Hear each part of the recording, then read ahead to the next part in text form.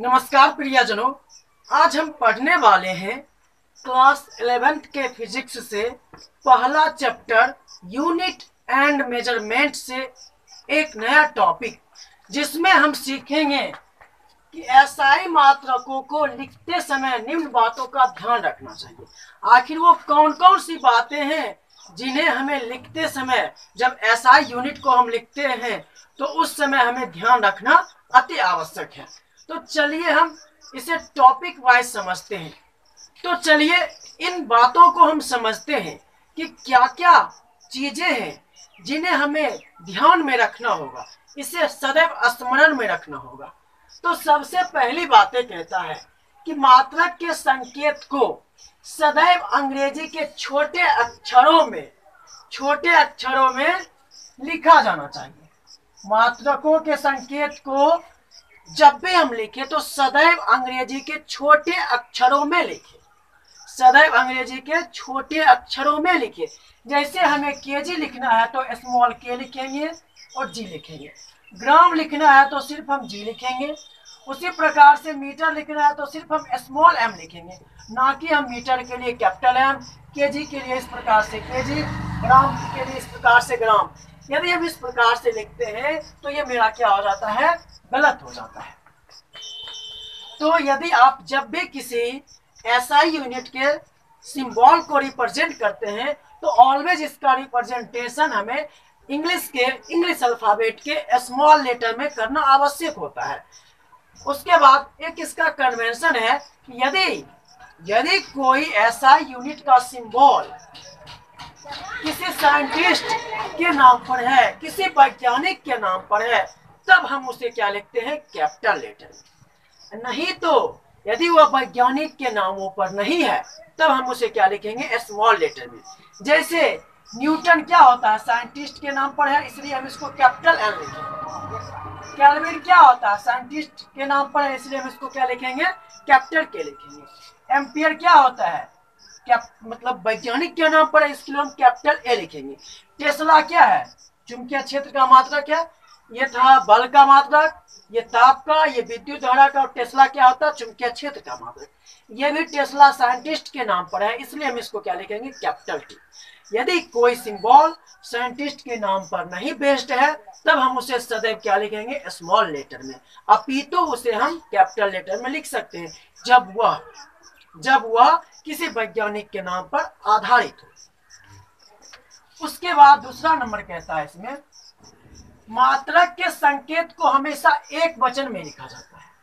यानी हम मात्रक के जो सिंबल लिखते हैं, मात्रक का जो भी हम संकेत रिप्रेजेंट करते हैं, उसे सदैव हमें एक वचन में लिखना चाहिए, बहुवचन में लिखना गलत है। जैसे हम यदि मीटर का मीटर्स लिखते हैं, ये क्या है, गलत है। यदि हम केजी के बदले केजी एस लगा देते हैं, बहुवचन बना देते हैं, ये भी क्या है, गलत है। जैसे न्यूटन के बदले न्यूटन्स, एम्पियर के बदले एम्पियर्स, टेस्ला के बदले टेस्लास, इस प्रकार से हम लिखते हैं। ग्राम के बदले ग्राम्स, इस प्रकार से एस लगा के लिखते हैं, तो मेरा रिप्रेजेंटेशन क्या है, रॉन्ग है। इसलिए हम यूनिट के सिंबल को जब भी रिप्रेजेंट करें तो ऑलवेज इसका सिंबल किस लेटर में होना चाहिए, स्मॉल लेटर में। और किस वचन में होना चाहिए, तो हमेशा यह किस वचन में होगा, एक वचन में, ना कि बहुवचन में। इसका दूसरा कहता है कि मात्रक का पूरा नाम लिखते समय सभी अक्षर छोटे अक्षर में लिखना चाहिए। यानी जब हम मात्रक का पूरा नाम लिखते हैं तब इसका जो जितना भी लेटर होता है वो स्मॉल लेटर में होना चाहिए, छोटे अक्षर में। जैसे हमें एम्पियर लिखना है तो एम्पियर का सारा अक्षर क्या लिखेंगे, टोटल स्मॉल। ये नहीं कि ए लिख कर देंगे कैपिटल और सब स्मॉल, नहीं, टोटल स्मॉल होना चाहिए। जैसे न्यूटन लिखते हैं तो इस प्रकार से न्यूटन लिखेंगे, मीटर लिखते हैं तो इस प्रकार से मीटर लिखेंगे, किलोग्राम लिखते हैं तो इस प्रकार से किलोग्राम। यानी इसमें जितना भी लेटर है सारा का सारा क्या होना चाहिए, स्मॉल लेटर होना चाहिए। जैसे ग्राम लिखते हैं तो इसका सारा लेटर क्या होना चाहिए, स्मॉल लेटर होना चाहिए। तो ये तीन चीज आप समझ गए। उसके बाद चौथा कहता है कि मात्रक के संकेत के सम्मुख विराम चिन्ह नहीं लगता है। यानी हम जब मात्रक का सिंबल लिखते हैं तो उसके बाद किसी प्रकार का विराम चिन्ह, जिसको कहते हैं पूर्ण विराम या किसी भी प्रकार का विराम चिन्ह नहीं लगाते। जैसे हम न्यूटन में इस प्रकार से पूर्ण विराम नहीं लगा सकते हैं, इस प्रकार से फुल स्टॉप नहीं दे सकते हैं, किसी प्रकार का कोमा, किसी प्रकार का पूर्ण विराम वर्जित है। अर्थात हम जब भी सिंबल को लिखे सिर्फ उसका सिंबल लिखे, ना कि उसमें पूर्ण विराम दे और ना ही कुछ अन्य चीजों का विराम दे। आइए अब हम पढ़ते हैं लंबाई, द्रव्यमान एवं समय का कुछ अन्य प्रचलित मात्रक के बारे में। अभी जो भी हम पढ़ेंगे वो डायरेक्टली हमारे एग्जाम्स में प्रश्न आ जाता है और यह प्रश्न कई कॉम्पिटिटिव एग्जाम्स में भी पूछा जाता है। तो चलिए सबसे पहले हम लंबाई के मात्रक के बारे में पढ़ेंगे कि जो लंबाई का मात्रक कौन कौन सा फेमस है। ऐसा तो इनका बहुत मात्रक है, लेकिन जो चर्चा में है वो सारा मात्रक क्या होता है। तो सबसे पहले माइक्रोन क्या होता है। माइक्रोन, एक माइक्रोन, इसको म्यू से रिप्रेजेंट करते हैं। माइक्रोन को कैसे रिप्रेजेंट करते हैं, म्यू द्वारा। एक माइक्रोन बराबर 10 की पावर माइनस 6 मीटर। एक माइक्रोन बराबर कितना होता है, 10 की पावर माइनस 6 मीटर, जो कि काफी इंपॉर्टेंट है। जैसे आपको दे दिया जाएगा, कहेगा 2 माइक्रोमीटर बराबर कितना होता है, तो आप बोलिएगा 2 गुना माइक्रो का मान कितना, 10 पावर माइनस 6 मीटर इतना होता है। तो ये काफी इंपॉर्टेंट है। उसके बाद इन सारी चीजों को आपको याद रखना। एंगस्ट्रोम, ये आप 10th क्लास में भी पढ़ेंगे। एंगस्ट्रोम, एक एंगस्ट्रोम बराबर कितना होता है, 10 की पावर माइनस 10 मीटर। एक एंगस्ट्रोम बराबर 10 की पावर माइनस 10 मीटर, जो कि काफी इंपॉर्टेंट है। उसके बाद फर्मी, एक फर्मी बराबर क्या होता है, 10 की पावर माइनस 15 मीटर। माइक्रोन को म्यू से रिप्रेजेंट करते हैं, एंगस्ट्रॉम को ए, और उसके बाद ऊपर में एक हम ओ प्रेजेंट करते हैं। उसके बाद फर्मी को स्मॉल एफ से प्रेजेंट करते हैं और इसका मान क्या कितना होता है, एक फर्मी बराबर 10 पावर माइनस 15 मीटर। ये परमाणु या दूरी का मात्रक भी है, आणविक दूरी का मात्रक। कभी कभी पूछा जाता है कि आणविक दूरी पूछा जाएगा यदि आपसे कि आणविक दूरी किससे मापा जाता है, तो फर्मी से। आणविक दूरी दो अणुओं के बीच में, तो इलेक्ट्रॉन या प्रोटॉन जो होता है, इनके बीच की दूरी जो होती है मेजर करने के लिए हमें कौन सा यूनिट का इस्तेमाल करना पड़ता है, तो फर्मी। तो इसलिए फर्मी को हम आणविक दूरी का मात्रक भी कहते हैं। तो हमें उम्मीद है आप इसको समझ गए होंगे। अब हम पढ़ते हैं, अब हम क्या पढ़ेंगे, अब हम पढ़ते हैं लंबाई का। ये तो अत्यंत सूक्ष्म दूरियों के लिए था। अब हम पढ़ेंगे बड़ी दूरियों के लिए, बड़ी दूरी के लिए, जिसको हम खगोलीय दूरी कहते हैं। अब आइए समझते हैं बड़ी दूरी की मात्रकों के लिए लंबाई का मात्रक क्या क्या होता है। इसे हम खगोलीय दूरी के मात्रक भी कहते हैं। तो चलिए सबसे पहला है प्रकाश वर्ष, लाइट ईयर जिसको हम बोलते हैं। ये आप बहुत काफी बार सुने होंगे। यहाँ से एक प्रश्न आता है कि प्रकाश वर्ष किसका मात्रक है, तो प्रकाश वर्ष किसका मात्रक है, दूरी का, या विस्थापन तो हो सकता है, दूरी बोलो या विस्थापन बोलो। तो प्रकाश वर्ष किसका मात्रक है, दूरी या विस्थापन का। और ऑप्शन में ज्यादातर हमें दूरी रहता है। प्रकाश वर्ष किसका मात्रक है, तो दूरी का, जो काफी इंपॉर्टेंट है, जो पॉलिटेक्निक के इंट्रेंस एग्जाम्स में काफी बार पूछा जा चुका है और कई तरह के कॉम्पिटिटिव एग्जाम्स में भी यह प्रश्न काफी बार पूछा जा चुका है। तो प्रकाश वर्ष क्या होता है, तो कहता है प्रकाश एक वर्ष में जितनी दूरी तय करती है उसे हम क्या कहते हैं, प्रकाश वर्ष।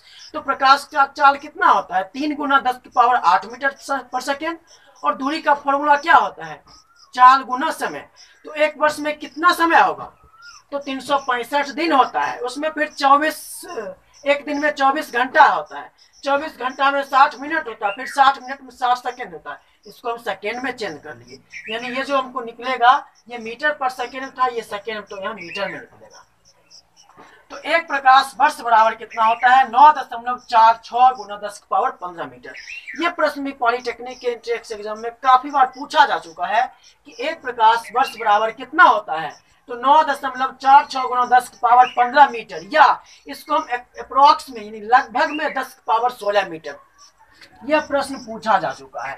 यहाँ से 3 प्रश्न किसी न किसी तरह से इंट्रेंस एग्जाम में पूछा जा चुका है कि सबसे पहले प्रकाश वर्ष किसका मात्रक है, तो दूरी का।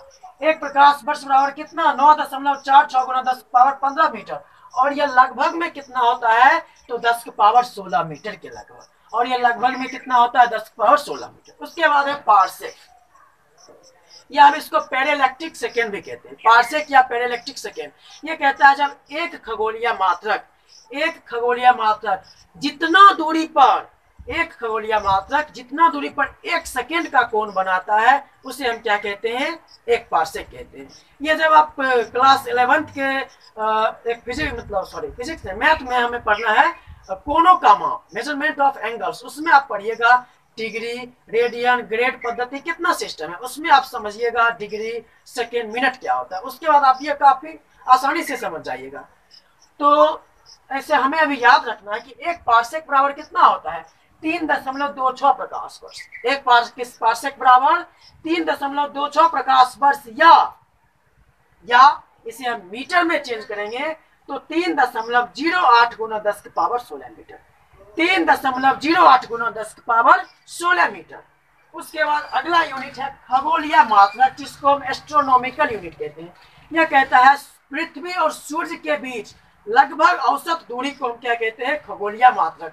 और एक खगोलीय मात्रक जिसको शॉर्ट फॉर्म में एयू लिखा जाता है, एक खगोलीय मात्रक बराबर 1.496 गुने 10 की पावर 11 मीटर होता है। तो हमें उम्मीद है ये चीज आप काफी अच्छे से समझ गए होंगे कि छोटी यूनिट के लिए क्या क्या मात्रक होता है, जिसे हम बताए थे माइक्रोन, एंगस्ट्रॉम, फर्मी। बड़ी यूनिट के लिए प्रकाश वर्ष, पार्सेक, उसके बाद खगोलीय मात्रक।